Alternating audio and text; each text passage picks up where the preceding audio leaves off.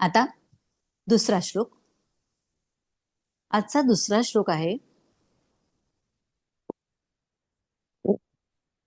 हतो वा प्राप्स्यसि स्वर्गै जित्वा वा भोक्ष्यसे महीम तस्मादुत्तिष्ठ कौन्तेय युद्धाय कृतनिश्चयः. अर्थ,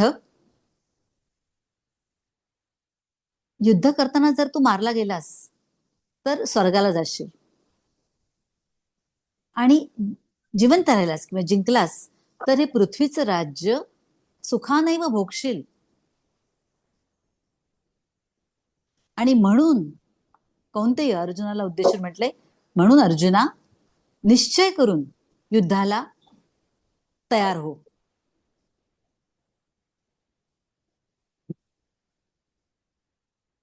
या युद्धामध्ये किंवा कुठच्याही युद्धामध्ये रणभूमीवर या युद्धभूमीवर जर एखादा योद्धा मरण पावला तर त्याच्यासाठी स्वर्गाचं दार उघडलं जातं. आपण पण बघतो की आपले सैनिक, भारतीय सैनिक जेव्हा एखाद्या युद्धामध्ये त्यांना जेव्हा मरण येतं तेव्हा त्यांचा मरणोत्तर उचित सन्मान केला जातो. त्याला वीरमरण म्हटलं जातं. कारण आपल्या देशासाठी, आपल्या भूमीसाठी जो काही त्याग केला जातो, जे काही प्राण दिले जातात, ते बलिदान जे असतं ते सर्वोच्च बलिदान समजलं, सर्वोच्च त्याग समजला जातो आणि त्याचा नेहमीच उचित गौरव आपल्याकडनं होतो. हेच भगवान श्रीकृष्ण अर्जुनाला समजून सांगतायत की जर तुम्हाला कोणालाही, तुझ्या योद्ध्यांना किंवा कोणालाही इथे जर मरण आलास युद्धभूमीवर, तर निश्चित तुमच्यासाठी स्वर्गाचं दार उघडलं जाणार आहे. कारण एखाद्या क्षत्रियासाठी युद्ध करताना मरण येण्यासारखी आणखी चांगली गोष्ट कुठची. आणि जर तू जिंकलास तर हे राज्य अगदी सुखाने त्याचा आनंद घेशील. म्हणजे युद्धामध्ये मरण किंवा युद्ध जिंकणं किंवा हरणं, युद्धातील हार जीत, या दोन्ही स्थितीमध्ये तुला लाभप्रदच आहे, तुझ्यासाठी चांगलंच आहे. तू केलंस तरी तुझा फायदा आहे, त्यात तुला मृत्यू आला तरी तू स्वर्गात जाणार आहेस, आणि तू जिवंत राहिलास तर पृथ्वीचं राज्य तू सुखाने उपभोगशील. तेव्हा तुझा फायदा निश्चित आहे. तेव्हा तू हा निश्चय करून तू आता उठ आणि युद्धाला लाग, युद्ध करायला तयार हो, निश्चित होऊन. अशा प्रकारे आजच्या भाषेत जर सांगायचं तर भगवान श्रीकृष्ण अर्जुनाचं काउन्सिलिंग करतात.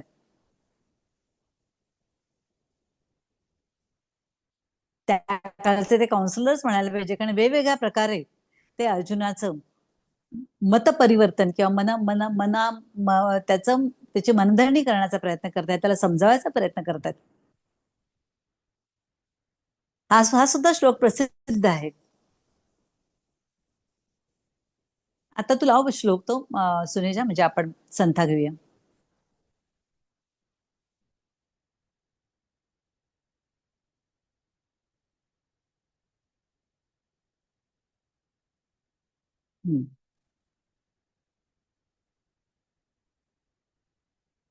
आता इथे बघा, हा श्लोक आहे 37 नंबरचा. पहिल्या ओळीत हतोवा प्राप्स्यसि स्वर्गई. आता प्राप्स्य आणि त्याच्या पुढे सी आहे, तो ऱ्हस्व आहे आणि त्याच्यावर आघात येईल, कारण पुढे स्व आहे.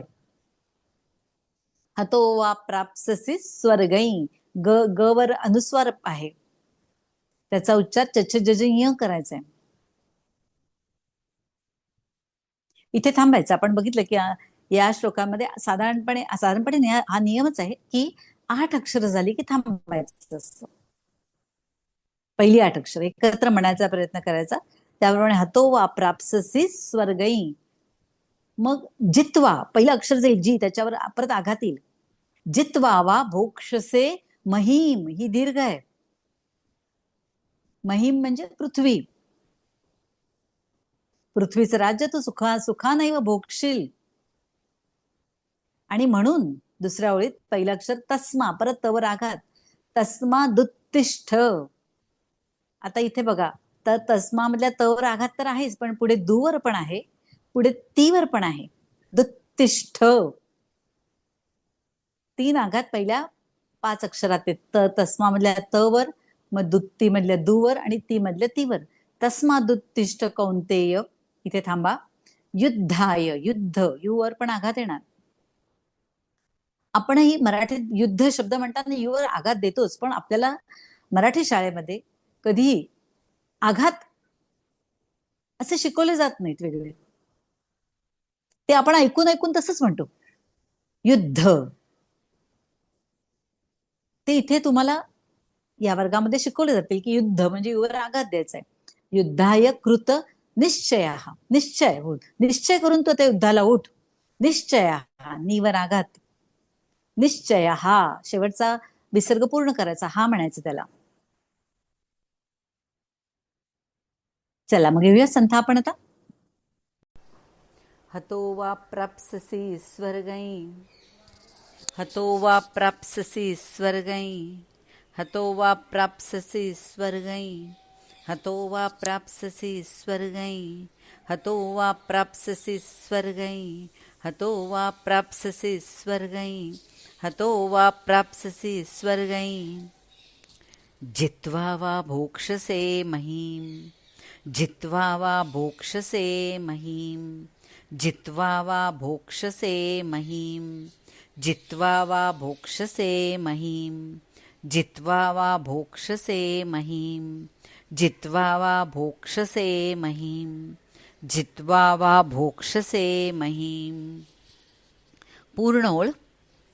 हतो वा प्राप्स्यसि स्वर्गै, जित्वा वा भोक्ष्यसे महीम्, हतो वा प्राप्स्यसि स्वर्गै, जित्वा वा भोक्ष्यसे महीम्, हतो वा प्राप्स्यसि स्वर्गै, जित्वा वा भोक्ष्यसे महीम्, हतो वा प्राप्स्यसि स्वर्गै, जित्वा वा भोक्ष्यसे महीम्, हतो वा प्राप्स्यसि स्वर्गै, जित्वा वा भोक्ष्यसे महीम्.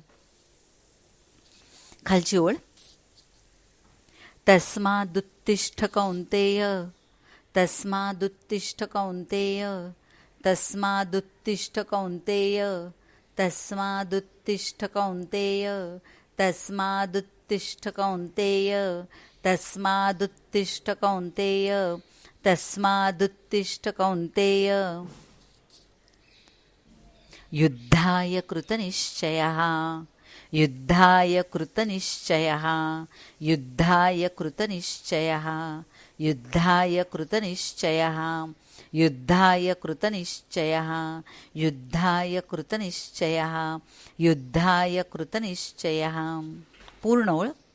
तस्मादुत्तिष्ठ कौन्तेय, युद्धाय कृतनिश्चयः, तस्मादुत्तिष्ठ कौन्तेय, युद्धाय कृतनिश्चयः, तस्मादुत्तिष्ठ कौन्तेय, युद्धाय कृतनिश्चयः, तस्मादुत्तिष्ठ कौन्तेय, युद्धाय कृतनिश्चयः, तस्मादुत्तिष्ठ कौन्तेय, युद्धाय कृतनिश्चयः. पूर्ण श्लोक. हतो वा प्राप्स्यसि स्वर्गै, जित्वा वा भोक्ष्यसे महीम्, तस्मादुत्तिष्ठ कौन्तेय, युद्धाय कृतनिश्चयः, हतो वा प्राप्स्यसि स्वर्गै, जित्वा वा भोक्ष्यसे महीम्, तस्मादुत्तिष्ठ कौन्तेय, युद्धाय कृतनिश्चयः, हतो वा प्राप्स्यसि स्वर्गै, जित्वा वा भोक्ष्यसे महीम्, तस्मादुत्तिष्ठ कौन्तेय, युद्धाय कृतनिश्चयः. हरि ओम. आजच्या 2 श्लोकात कोणाला काही शंका आहेत?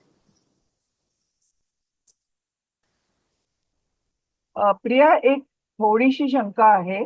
आता हे हतो वा प्राप्स्यसि स्वर्गै, हा चालेल. तो आता तू हे आम्हाला समजावून सांगतेस म्हणून आम्हाला लक्षात येतंय की गई कधी म्हणायचं, नाहीतर सर्वसामान्यपणे स्वर्गमच म्हटलं जाईल. तू समजावून सांगितल्यानंतर एक ते सवयीचा भाग म्हणून कदाचित म्हटलं जाईल, पण अदरवाईज ह्याला काही रूल आहे का, की कुठे स्वर्गई हा म्हणायचं किंवा हम्म. स्वर्गम म्हणायचं? बरोबर. ह्याचा काही असा नाही, रूल आहे बरोबर आहे. का? चांगला प्रश्न आहे, कारण तसा रूल आहे.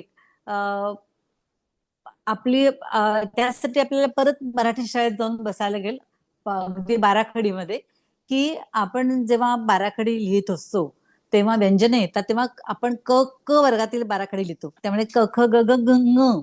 तर पाचवं व्यंजन हे अनुनासिक येतं, ङ, वाङ्मय म्हणला ङ. तर हा हा नियम आहे की पाचवं व्यंजन घ्यायचं त्या वर्गाला. उदाहरणार्थ, आता इथे हेच उदाहरण तुला देते आजच्याच आपल्या श्लोकाचं, म्हणजे समजायला सोपं जाईल. की स्वर्गई नंतर जित्वा आहे, म्हणजे च छ ज ज य च वर्गातलं व्यंजन आहे, बरोबर. हा, ते च वर्ग आहे, म्हणजे आपला नेहमी क वर्ग, क ख ग घ ङ च छ ज ज य, तर च वर्गातलं व्यंजन आहे, आणि म्हणून त्याच्या पुढे य लागणार. म्हणजे ती बाराखडी आपल्याला आठवायला लागते. परत परत शाळेत जाऊन बसायची अनेक वर्षांनी वेळ येते, मग तेव्हा मजा वाटते आपल्याला, की तेव्हा आपण केलेलं विसरलेलं नाहीये. क ख ग घ ङ च छ ज ज य ट ठ ड ढ ण त थ द ध न प फ ब ब म.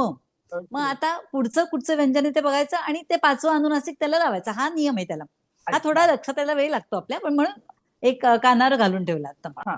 आता हम्म. विश्वात्मके देवे येणे वाग्यज्ञे तोषावे, तोषो निमज द्यावे पसायला नहे.